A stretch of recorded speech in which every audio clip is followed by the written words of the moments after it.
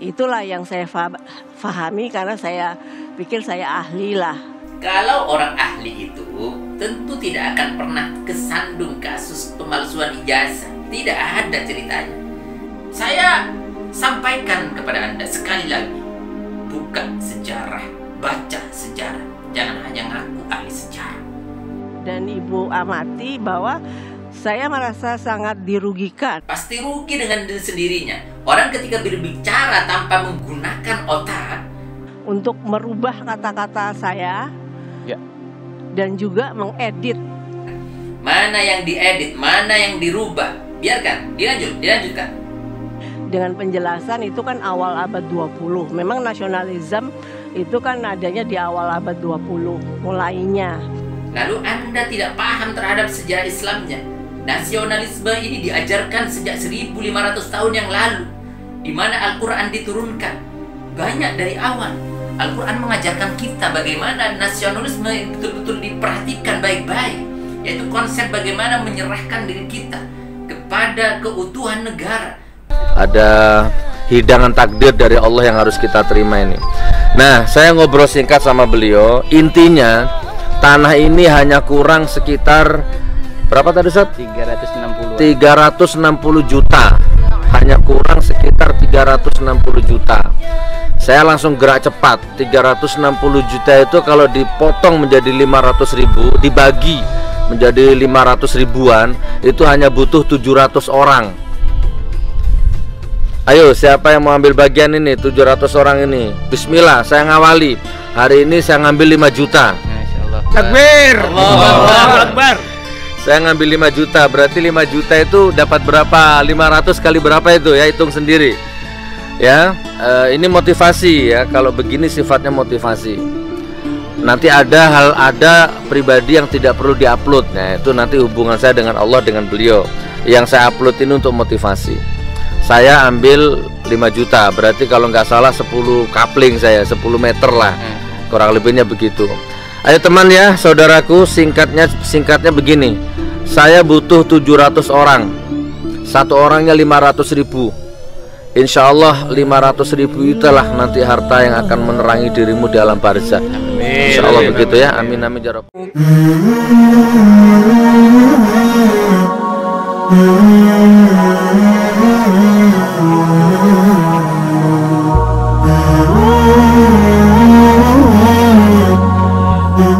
Assalamualaikum warahmatullahi wabarakatuh. Sahabat channel Benteng Akidah dimanapun Anda berada, pada kesempatan ini kita masih dibikin bingung, dibikin gaduh, dibuat tidak damai keadaan negeri kita. Selalu dibuat gaduh.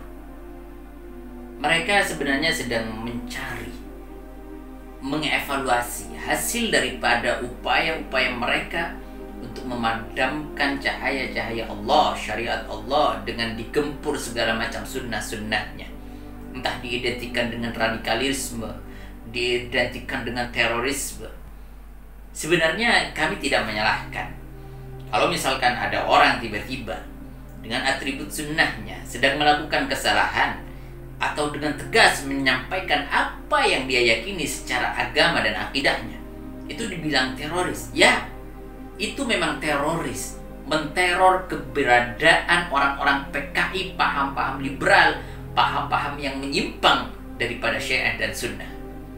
Pada kesempatan ini, saya ingin menjawab beberapa jawaban daripada si busuk ini yang beberapa waktu yang lalu berklarifikasi di media televisi.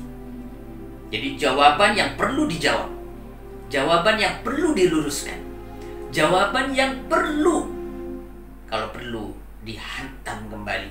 Upaya-upaya busuk, upaya-upaya yang licik untuk mengkerdilkan syariah dan sunnah. Istihza, beristighfaf dalam agama, meremehkan agama, istihanah terhadap baginda Rasulullah SAW. Baik, coba kita perhatikan, kita dengarkan apa yang disampaikan busuk ini. Jadi ikan judulnya itu bangkitkan nasionalisme, kemudian menangkal radikalisme dan memberantas terorisme, kan begitu. Jadi ya secara dari judul Ibu juga mengikuti alurnya. Dengan tema yang diangkatnya pun, ini adalah sebuah alibi daripada upaya-upaya orang-orang PKI, ideologi komunis yang mulai bangkit di sekitar kita. Mereka setelah beberapa waktu yang lalu diidentifikasi, terdeteksi kebangkitan mereka, mau merongrong keberadaan NKRI ini. Orang-orang berseru PKI, Neo PKI. Mereka kelabakan. Akhirnya mereka kabur, mengumpat kembali di balik persembunyiannya. Kemudian dia untuk menetralkan suasana, untuk menetralkan keadaan, mereka mengangkat isu radikalisme. Ya, mereka hanya melawan orang-orang yang tidak paham terhadap agama, yang tidak sepakat dengan agama. Harus radikal. Untuk menghabisi PKI harus radikal. Tidak mungkin di zaman Pak Soeharto kalau tidak dengan cara yang radikal, PKI bisa ditumpas habis. Ini satu bukti. Nah, tema-tema ini yang selalu digulirkan untuk supaya PKI yang mau bangkit itu mulus semua upayanya, semua cita-cita, semua skenario-nya. Ini salah satu fakta yang terjadi di sekitar kita. Jadi untuk menutupi rasa malunya, dia mau bangkit ternyata dideteksi. Akhirnya memunculkan isu radikal dan teroris. Radikal menentang PKI, teroris menteror keberadaan PKI dan kawan-kawan. Ini yang perlu kita perhatikan baik-baik. Dan mereka sukses masuk di badan instansi-instansi dengan rezim-rezimnya, menyemarakkan isu radikalisme dan terorisme. Innalillahi wa inna ilaihi raji'un. Baik, mari kita lanjutkan. Tidak apa-apa, kita lanjutkan aja dulu. Jadi saya cerita sejarah. Ya. Nasionalisme Indonesia itu kan memang mulai bangkit, mulai ada di awal abad 20. Itu sudah menjadi tren gitu ya, nasionalisme. Karena sebelum itu, abad itu belum ada ideologi nasionalisme. Jadi itulah yang saya pahami karena saya pikir saya ahli lah. Kalau orang ahli itu tentu tidak akan pernah kesandung kasus pemalsuan ijazah. Tidak ada ceritanya. Karena rekod atau rekam jejak pendidikannya itu nyata di depan publik. Jadi tidak mungkin ada atau orang yang mengaku ahli sejarah tapi terkena kasus pemalsuan ijazah. Artinya apa? Dia tidak sekolah beli ijazah. Jadi yang benar aja dah. Kalau mau bicara yang benar aja. Kalau misalkan ahli ya ahli, ndak ahli ya ndak ahli. Karena bagaimanapun kalau bukan ahli, kemudian mengaku ahli, atau sesuatu diberikan kepada orang ahlinya, selain ahlinya maksud saya, idza usnidal amru ila ghairi ahlihi fantadhiris sa'ah, kata Nabi. Jika sesuatu diberikan kepada bukan ahlinya, ketika bukan ahli ternyata ngaku ahli, tunggulah masa-masa kehancurannya. Masalah apa yang kemudian dilaporkan ini, betulkah Ibu membandingkan Al-Quran dengan Pancasila? Betulkah Ibu membandingkan Nabi Muhammad SAW dengan Insinyur Soekarno? Jadi setelah Ibu perhatikan dan Ibu amati bahwa saya merasa sangat dirugikan. Oh, ya jelas rugi lah. Pasti rugi dengan diri sendirinya. Orang ketika berbicara tanpa menggunakan otak, orang ketika berbicara tanpa memikir-mikir dulu apa yang akan dibicarakan, bukan ahli ngaku ahli, bukan semestinya disampaikan, bukan perbandingannya dibuat perbandingan, ya pasti orang akan menghujat dan akan menilai siapa dia. Dan pasti orang akan menilainya bahwa dia adalah orang yang bodoh, dan ini akan merugikan terhadap dirinya sendiri. Saya merasa sangat dirugikan oleh media online yang mempunyai pemikiran usil, tangan-tangan jahil. Yang usil, yang jahil itu mulut busuk. Jahil dia. Artinya jahil bermakna tidak paham dia, bodoh dia. Atau jahil, dia sudah membanding-bandingkan baginda Rasulullah SAW. Ini yang dimaksud jahil. Untuk merubah kata-kata saya, Ya. dan juga mengedit. Oke.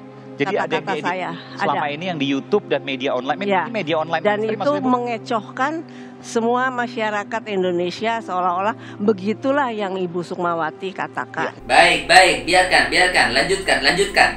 Mana yang diedit, mana yang dirubah. Biarkan, dilanjutkan. Oke, nanti kita akan proses apakah kemudian sudah bisa kita putarkan sedikit apa yang Ibu sampaikan. Ibu katakan tadi ada yang diedit, Ya. tidak lengkap pernyataannya. Bisa Ibu jelaskan?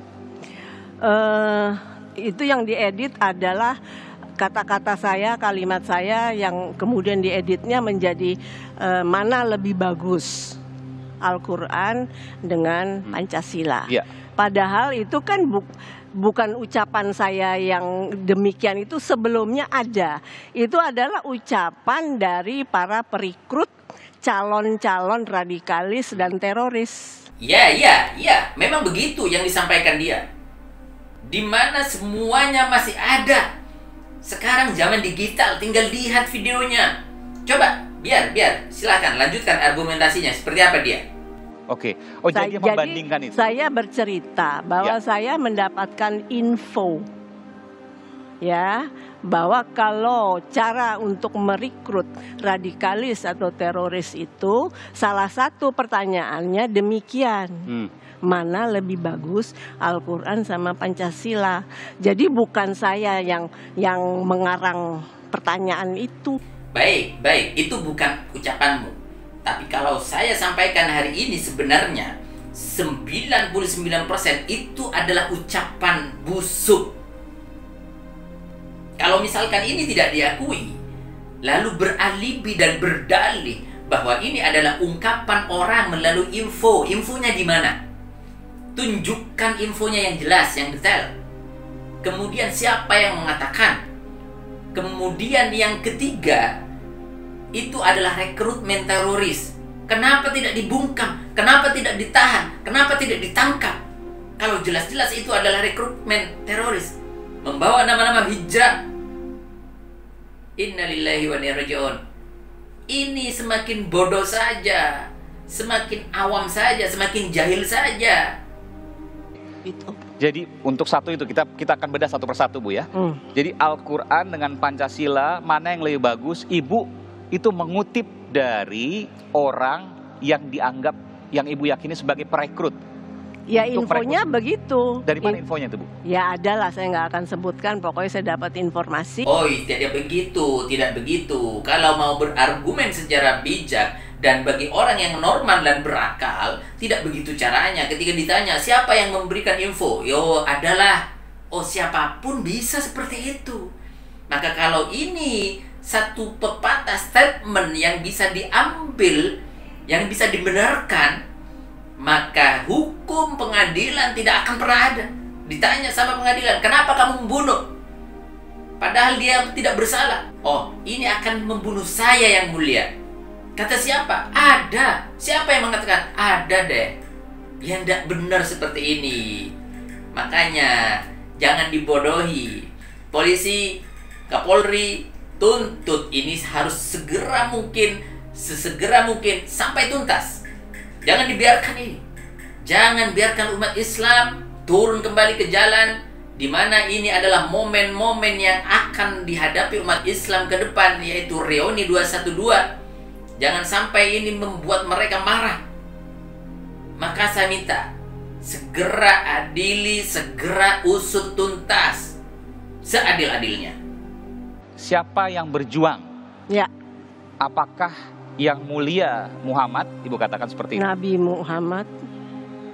Nanti kita akan dengarkan. Atau Insinyur Soekarno? Ya. Jadi dan kemudian Ibu meminta audiens ya, karena audiensnya kan pada waktu menjawab itu. Ya, karena kebanyakan kan generasi muda, mahasiswa, kemudian kan Ibu juga tujuannya ingin tahu ya, generasi muda ini tahu sejarah nggak sih gitu loh. Apakah tahu sejarah bangsanya sendiri Indonesia ini, ataukah hanya tahu sejarah Nabi yang mulia Muhammad? Wah, ini lagi. Sudah nyata-nyata yang dihadapi itu mahasiswa, masa tidak tahu terhadap sejarah? Ini sangat dangkal sekali. Pertanyaan konyol, anak TK, anak PAUD pun bisa jawab. Siapa yang berjuang? Disampaikan Soekarno atau Nabi Muhammad? Ketika ditanyakan, Nabi Muhammad sudah tidak ada. Beberapa ratus tahun yang lalu, 1400 tahun yang lalu. Masa beliau hidup. Lalu ditanyakan, siapa yang berjuang? Nabi Muhammad apa Soekarno? Ini bodoh pertanyaannya. Gitu loh. Jadi saya tanya gitu loh di awal, tapi dengan penjelasan itu kan awal abad 20. Memang nasionalisme itu kan adanya di awal abad 20 mulainya. Kemudian yang berjuang pun memang secara fakta sejarah itu dimulai oleh Insinyur Soekarno dan kemudian ada kawan-kawan ya. Ahli sejarah kok bicaranya seperti ini. Nasionalisme di Indonesia katanya muncul mulai abad 20. Masa ini orang ahli? Coba saya luruskan sekali lagi. Makanya jangan dekat-dekat dengan orang-orang komunis. Jangan dekat-dekat dengan orang-orang pihak-pihak yang menyuburkan paham-paham liberalisme. Hati-hati, itu orang-orang bodoh terhadap agama. Anda mengaku agama Islam, lalu Anda tidak paham terhadap sejarah Islamnya. Nasionalisme ini diajarkan sejak 1500 tahun yang lalu, di mana Al-Quran diturunkan. Banyak dari awal Al-Quran mengajarkan kita bagaimana nasionalisme betul-betul diperhatikan baik-baik, yaitu konsep bagaimana menyerahkan diri kita kepada keutuhan negara, keutuhan wataniyah, yaitu sebangsa, kenegaraan dan kebangsaan. Maka saya sampaikan di sini, saya buktikan di sini. Ada beberapa ayat di dalam Al-Quran yang mengajarkan bagaimana kita bernasionalisme, menjadikan diri sebagai ahli negara, ahli atau masyarakat yang patuh, yang cinta terhadap tanah airnya. Di dalam Al-Quran disebutkan, wa idh qala Ibrahim rabbij'al hadza baladan aminah. Di situ disampaikan Nabi Ibrahim berdoa kepada Allah, ya Allah, jadikan negeri ini, jadikan tanah air ini baladan aminah, negara yang sentosa, warzuq ahlahu minas samarat, dan berikan mereka penduduknya kedamaian, kesejahteraan. Kurang lebihnya seperti itu. Ini adalah contoh bahwa Islam mengajarkan nasionalisme sejak lahirnya Islam. Kemudian apa yang disampaikan di dalam beberapa ayat yang lain, wa idh akhadna mitsaqakum la tasfikuna dima'akum wa la tukhrijuna anfusakum min diyarikum thumma, dan seterusnya ayat. Arti daripada ayat tersebut, ini adalah dalil daripada NKRI, harga mati salah satunya, di mana ayat tersebut menyetarakan harga diri, menyetarakan nyawa, menyetarakan jiwa dan raga terhadap keluarnya daripada negara. Artinya apa? Daripada kita keluar daripada negara, daripada kita keluar daripada kebangsaan kita, daripada kita terusir dari negeri kita, lebih baik mati. Atau paling tidak, ayat tersebut menyandingkan satu pilihan yang tidak bisa dibedakan antara mempertahankan harga diri dan nyawa dengan meninggalkan negara. Ini apa maksudnya? Bahwa kita cinta terhadap negara dan tanah air. Nasionalisme ini dicatat baik-baik dalam Islam, dan ini diajarkan. Satu lagi, wa idh yamkuru bikal ladzina kafaru liyuthbituk aw yaqtuluk aw yukhrijuk wa yamkuruna wa yamkurullah wallahu khairul makirin. Shadaqallahul azim. Ini satu dasar yang sangat kuat kembali. Jadi bagaimana kita dibunuh atau dikeluarkan dari tanah air Artinya sama-sama tidak ada pilihan. Hidup atau mati, mempertahankan kenegaraan kita. Tapi ini semuanya di bawah daripada ideologi agama, yaitu di bawah akidah Islamiyah. Ini yang memerintahkan Islam. Mempertahankan diri, memperjuangkan diri. Bagaimana resolusi jihad disampaikan oleh Mbah Hashim Asy'ari dalam rangka merebut kemerdekaan Indonesia. Dasarnya semuanya ada dalam Islam. Kalau Anda mengatakan nasionalisme baru tumbuh pada abad ke-20,